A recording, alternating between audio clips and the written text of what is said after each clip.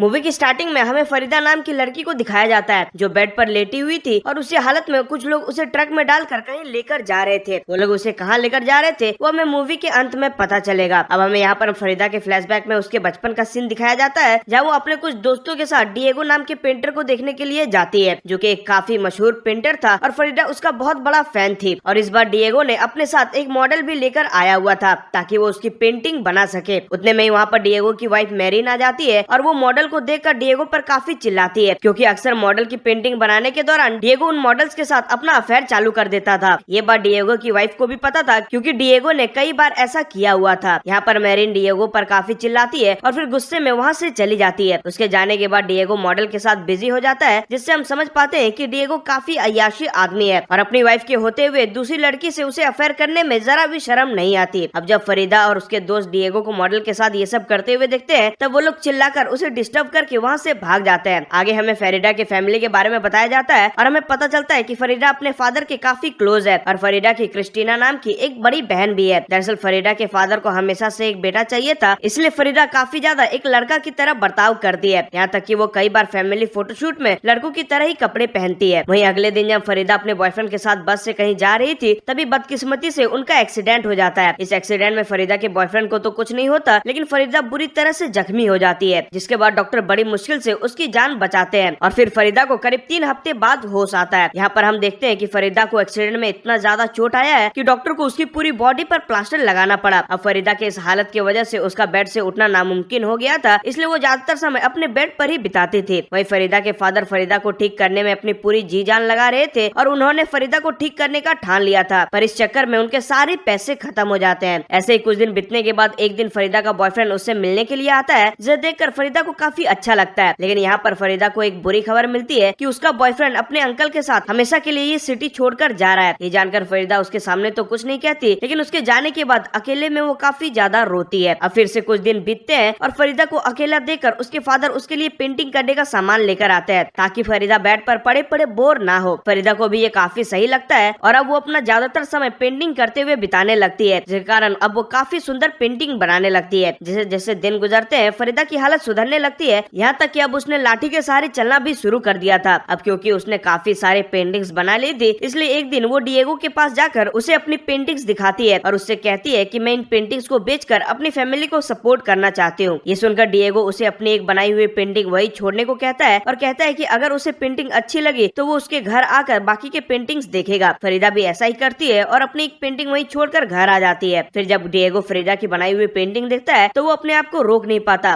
और फरीदा के घर आकर बाकी की पेंटिंग्स देखता है जो कि उसे काफी ज्यादा पसंद आती है और उसे पता चलता है कि फरीदा के अंदर काफी टैलेंट है लेकिन फरीदा को सिर्फ अपनी पेंटिंग से पैसे कमाने थे ताकि वो अपनी फैमिली को सपोर्ट कर सके। इसके बाद डिएगो फरीदा को एक पार्टी में लेकर जाता है जहाँ पर काफी सारे आर्टिस्ट आए हुए थे। वहाँ पर फरीदा की मुलाकात डिएगो की एक्स वाइफ मेरिन से होती है जो कि फरीदा को बताती है कि डिएगो लड़कियों को खूबसूरत नजर से देखता है इसलिए लड़कियाँ उससे दूर नहीं रह पाती। अगले सीन में हम फरीदा को डिएगो के साथ काम करते हुए देखते हैं और यहाँ हमें पता चलता है कि डिएगो एक कम्युनिस्ट पार्टी के लिए काम करता है और उनके लिए ही पेंटिंग्स बनाया करता है। अब फरीदा को भी काफी अच्छा लग रहा था क्योंकि अब वो डिएगो के साथ काम करने लगी थी। ऐसे ही एक दिन डिएगो फरीदा को अपने स्टूडियो लेकर जाता है लेकिन अंदर जाने से पहले फरीदा क्लियर करती है कि वो अंदर जाकर उसके साथ शारीरिक संबंध नहीं बनाएगी और इस पर डिएगो भी एग्री होता है मगर अंदर जाने पर दोनों अपने आप को रोक नहीं पाते और वही कर बैठते हैं जो उन्हें नहीं करना चाहिए था और यहीं से उनका अफेयर चालू हो जाता है। इसके बाद एक दिन डिएगो फरीदा से शादी के लिए पूछता है जिस पर फरीदा मना कर देती है क्योंकि उसे पता था कि डिएगो कभी किसी एक लड़की के साथ लॉयल नहीं रह सकता। इस पर डिएगो कहता है कि वो उसी के साथ लॉयल रहेगा और कभी भी दूसरी लड़की को प्यार नहीं करेगा इसलिए फरीदा शादी के लिए तैयार हो जाती है। हालांकि फरीदा के पेरेंट्स को फरीदा का डिएगो के साथ